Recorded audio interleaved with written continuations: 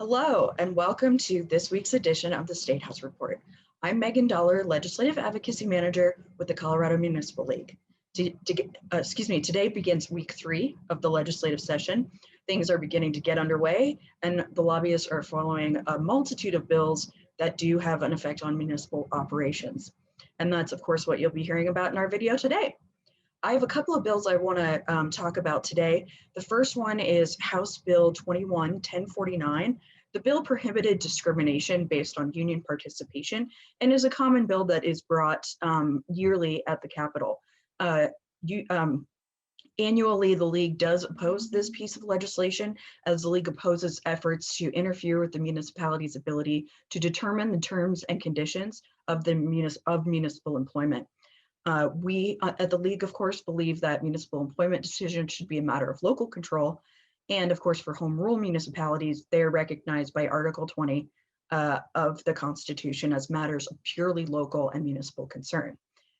We also had concerns with the criminal and civil liability that was created in the bill. That was heard in the House Business Affairs and Labor Committee on Thursday of last week and was postponed indefinitely. The next bill I want to talk about is Senate Bill 062, Senate Bill 62, which is also known as the Jail Depopulation Bill. This bill is aimed at reducing arrests for lower level crimes and taking a bite at essentially removing monetary bail.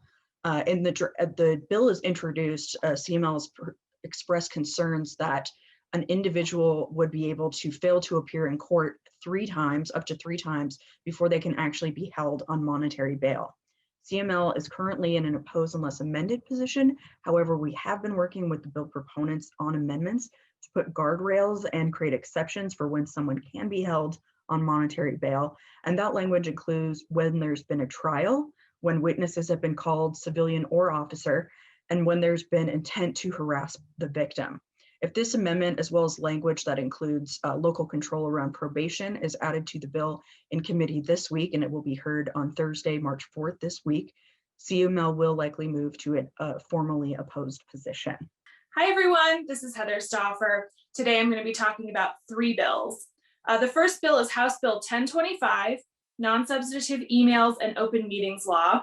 This is CML-initiated legislation which clarifies provisions of the Open Meetings Law to specify that certain emails sent between elected officials that do not relate to the merits and substance of public business are not subject to the Open Meetings Law requirements.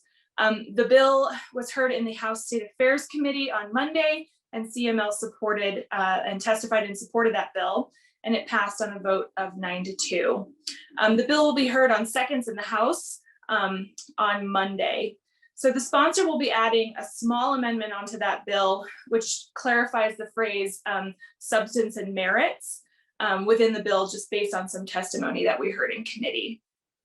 The second bill I want to talk about is House Bill 1071, Ranked Choice Voting in Nonpartisan Elections. This is a bill that CML is supporting, which allows municipalities who use ranked choice voting methods in municipal elections to coordinate with those elections with the county using ranked choice voting methods. The bill was also heard in the House State Affairs Committee this past week, and CML testified in support of that bill. The bill passed on a party line vote of 7-4, and they also added several amendments to the bill, some of which were technical changes that CML suggested to make the law more uniform with what's currently in statute. So that bill is currently headed to the House Finance Committee. The final bill I want to talk about is House Bill 1008, Forest Health Project Financing.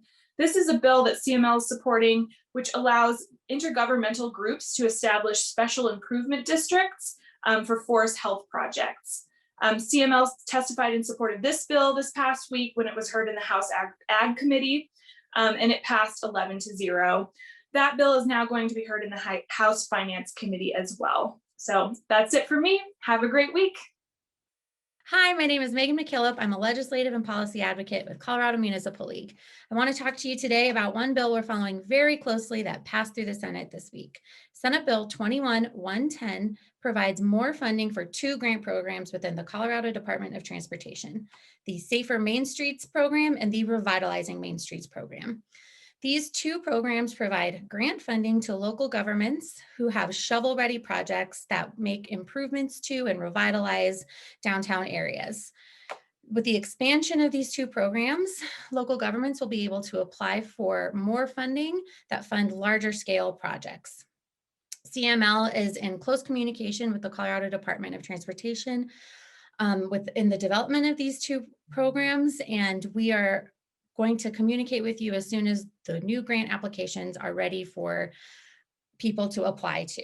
If you have any questions about the Safer Main Streets program or the Revitalizing Main Streets program, please be sure to reach out to me with any questions. Thanks. Hi, everyone. My name is Bo Clarine Thomas, and I will be providing updates on bills related to liquor, public health, and criminal justice. The first bill I will provide an update on is Senate Bill 82, which is sponsored by Senator Priola. As mentioned last week, this bill expands the authorization for certain alcohol beverage license holders to hold festivals for alcohol beverage retail activity. CML has been advocating that these liquor licensees obtain a newly created municipal permit to increase regulation of these festivals. I'm happy to say that we have an amendment drafted and believe the sponsor is amenable. This bill will be heard in the Senate Business, Labor, and Technology Committee on March 1st, and CML will take a neutral position on this bill if the amendment is added in committee. Next, I will discuss two public health bills CML is supportive of. The first one is House Bill 1097, which creates the Behavioral Health Administration within the Department of Human Services. And CML is supportive of this bill because a large focus of the Behavioral Health Administration will be expanding opportunities for collaboration with municipalities and providing support for local government behavioral health goals by collaboratively identifying local service gaps and solutions. This bill will be heard in the House Public and Behavioral Health and Human Services Committee on March 9th. And the last public health bill I want to review is Senate Bill 122, which among other things will allow local governments to purchase opiate antagonists, commonly known as Narcan.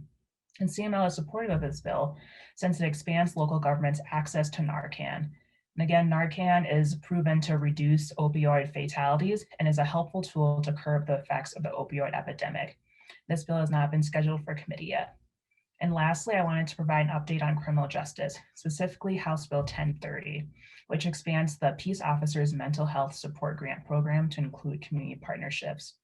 CML is supportive of this bill because it could improve community policing efforts and support peace officers' mental health. This bill will be held in the House Public and Behavioral Health and Human Services Committee on March 2nd. And that concludes my update for this week. Please let me know if you have any questions on any of the bills that I have discussed. Thank you so much for tuning in this week. We hope you got a lot of good information. And as always, please reach out to us if you have any questions. We'll see you next week.